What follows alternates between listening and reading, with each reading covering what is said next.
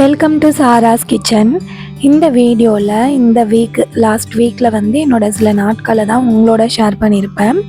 Video பிடிச்சிருந்தா like and subscribe பண்ணுங்கள். வீடியோக்குள்ளே போகலாம். ஃபஸ்ட்டு வந்து ஒரு சூப்பரான சிம்பிளான சிக்கன் கறி ரெசிபி தான் வந்து பார்க்க போகிறோம். இது வந்து ரொம்ப ஈஸியாக குக் பண்ணிடலாம். ரொம்ப மசாலா அதெல்லாம் தேவைப்படாது.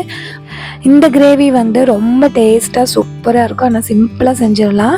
இது ஒரு நாள் நான் வந்து யதார்த்தமாக தான் வந்து வச்சுருந்தேன். ஹஸ்பண்ட் வந்து ரொம்ப டேஸ்ட்டாக இருக்குது, இனிமேல் இதையே ஃபாலோ பண்ணுன்னு சொன்னாங்க.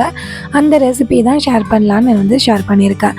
கடாயில் வந்து சோம்பு, பட்டை, கிராம்பு இதெல்லாம் நல்லா தாளிச்சிட்டு 1/2 கிலோ சிக்கனுக்கு நான் ஒரு 3 மீடியம் சைஸ் வெங்காயம் தான் வந்து ஸ்லைஸ் பண்ணி சேர்த்துருக்கேன். இது கூடவே 3 பச்சை மிளகா, கொஞ்சமாக கருவேப்பிலை இதெல்லாம் சேர்த்து நல்லா வதக்கிட்டு இது கூட வந்து ஒரு 2 மீடியம் சைஸ் தக்காளி வந்து சேர்த்துருக்கேன். இதில் நம்ம மசாலான்னு போட போகிறது வந்து இதுதான். 1 இன்ச்சு வந்து இஞ்சி, ஒரு 4 பல்லு பூண்டு, இது கூடவே 1 டீஸ்பூன் அளவு சோம்பு, மிளகு, சீரகம் இதுதான் வந்து சேர்த்துருக்கேன். இது கூடவே வந்து 2 பச்சை மிளகா சேர்த்துருக்கேன். உங்களுக்கு காரம் கம்மியாக வேணும்னா வந்து 1 பச்சை மிளகா கூட சேர்த்துக்கலாம். அதுக்கப்புறம் வந்து கொஞ்சமாக மல்லி இலை, புதினா இலை இதுதான் வந்து சேர்த்துருக்கேன். நைஸாக அரைக்காமல் நல்லா கோர்ஸாகவே அரைச்சிக்கலாம். அந்த கிரேவிக்கு மசாலான்னு சொன்னால் இது மட்டும்தான் நான் வந்து சேர்த்துருந்துருப்பேன்.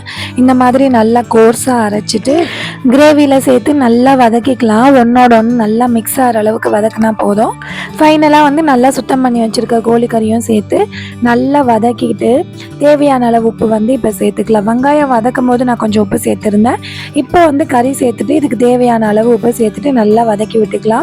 இது கூடவே வந்து 1/4 டீஸ்பூன் அளவு மஞ்சள்தூள், 1 டேபிள் ஸ்பூன் அளவு வத்தல் பொடி இதெல்லாம் சேர்த்து நல்லா வதக்கிட்டு நான் ஒரு 1/4 டம்ளர் அளவு தண்ணி மட்டும்தான் வந்து ஊற்றிருப்பேன். ஏன்னா நம்ம கறி வந்து மூடி வச்சு குக் பண்ணும் போது அதிலே வந்து நிறைய தண்ணி விடும். எப்போவுமே நான் வந்து கறி கிரேவி வைக்கிறேன் அப்படின்னாலே வந்து தண்ணி அதிகமாக சேர்க்க மாட்டேன். கோழிக்கறியில் அதுவும் வந்து நல்லா தண்ணி விடும் அப்படிங்கிறதுக்காக வந்து நம்ம கொஞ்சமாக வந்து சேர்த்தாலே தண்ணி நிறையா வந்துடும். நான் இது வந்து செமி கிரேவியாக வச்சுருந்தேன். இது வந்து நம்ம சாதத்தோடு விரவி சாப்பிட்டுக்கலாம். சப்பாத்தி, இட்லி எல்லாத்துக்குமே வந்து நல்லாயிருக்கும். ஒரு மூடி வச்சுட்டு 5 to 10 மினிட்ஸில் பாருங்கள் எவ்வளோ தண்ணி விட்டுருக்கு. நல்லா கிண்டி விட்டுட்டு அகைன் ஒரு வாட்டி நம்ம மூடி வச்சுட்டு ஒரு 5 to 10 மினிட்ஸ் விட்டு எடுத்தோன்னா இன்னும் கொஞ்சம் நல்லா தண்ணி விட்டுருக்கோம்.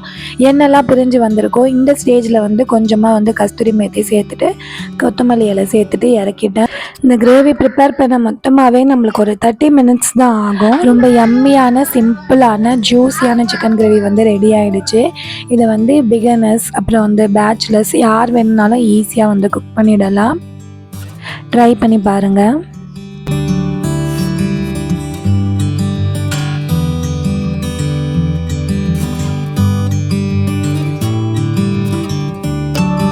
இந்த வீடியோவில் அடுத்து வந்து என்னோடய சிஸ்டர்ஸ் கூட நான் இருந்த டேயை தான் வந்து உங்களோட ஷேர் பண்ணியிருப்பேன்.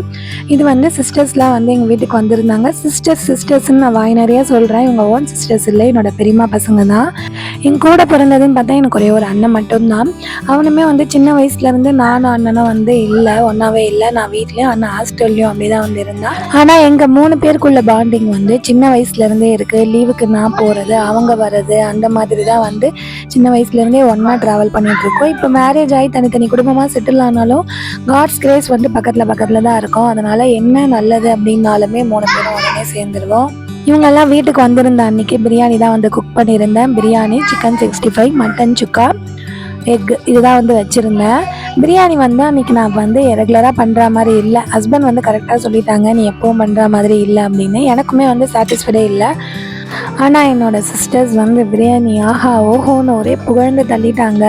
எனக்கு அன்றைக்கி செய்யும் போதே தெரியும் இன்றைக்கி வந்து கொஞ்சம் வந்து நம்ம சொதப்பிட்டோம் அப்படின்னு சொல்லி. அன்றைக்கி டே வந்து சூப்பராக போச்சு. இந்த மாதிரி தான் வந்து 3 பேரும் சேர்ந்து என்ஜாய் பண்ணிகிட்டு இருந்தோம். நல்லா கதை பேசிட்டு ஊர் கதை, உலக கதை இதெல்லாமே பேசிட்டு நல்லா ஜாலியாக என்ஜாய் பண்ணிகிட்டு இருந்தோம். இது வந்து தேர்ஸ்டே வந்து எடுத்தது. சாட்டர்டே வந்து என்னோடய wedding day, 7th year anniversary. சரி, அதனால் எல்லாருமே வீக்கெண்ட் வந்து ஊருக்கு கிளம்புறாங்க அப்படிங்கிறதால தேர்ஸ்டேவே வந்து நாங்கள் ஒரு கெட் டுகெதர் மாதிரி வந்து பிளான் பண்ணியிருந்தோம். நெக்ஸ்ட்டு வந்து நான் வெட்டிங் டே கிளிப்ஸ் தான் வந்து ஷேர் பண்ணியிருப்பேன். ஹஸ்பண்ட் சுத்தமாக கம்ஃபர்டபுள் இல்லை. நானே இப்போ தான் ஓரளவுக்கு கம்ஃபர்டபுளாக ஃபீல் பண்ணுறேன். அதனால் அதில் வந்து ஓரளவுக்கு என்னால் முடிஞ்சதை வந்து நான் ஷேர் பண்ணியிருப்பேன். எங்களுக்கு வந்து 7th இயர் ஆனிவர்சரி இது. 7 வருஷம் ஆனாலும் இன்னுமே ஹஸ்பண்ட் கேட்டுட்டு தான் இருப்பாங்க. என்னன்னா நான் உன்னை நல்லா பார்த்துக்கிறேன்னா அப்படின்னு சொல்லி. நிஜமாவே பிளஸ்டு தான் இந்த மாதிரி உறவுகள்லாம் எனக்கு கிடைச்சது. நான் யூடியூப் ஸ்டார்ட் பண்ணதுலேருந்து பெருசாக இன்ட்ரொடக்ஷன் எதுவுமே கொடுக்கல. அதனால ஒரு வீடியோவும் நான் வந்து இன்ட்ரடியூஸ் பண்ணிக்கிறேன் ஒருத்தரையும். அதுக்காக வந்து யூஸ் பண்ணிக்கிறேன். போரிங்காக இருந்தால் தாராளமாக நீங்கள் ஸ்கிப் பண்ணிடலாம். இன்ட்ரெஸ்டாக இருந்தால் பாருங்கள். ஹஸ்பண்ட் பற்றி பேச சொன்னால் நான் நாள் ஃபுல்லாக பேசிகிட்டே இருப்பேன். ஏன்னா அந்த அளவுக்கு ஒரு மாரல் சப்போர்ட்டராக, மோட்டிவேட்டராக, அட்வைஸராக, ஃப்ரெண்டாக இதெல்லாம் நான் நேரில் சொன்னேன்னா ஹஸ்பண்டும் சிரிச்சிடுவாங்க, நானும் சிரிச்சிடுவேன். அதனால் இந்த வீடியோ வந்து நான் யூஸ் பண்ணிக்கிறேன் ஹஸ்பண்டை பற்றி பேச. வீடியோவோட எண்டுக்கு வந்துட்டோம். வேறு ஒரு டிஃப்ரெண்ட்டான வீடியோவோட பார்ப்போம். பாய்.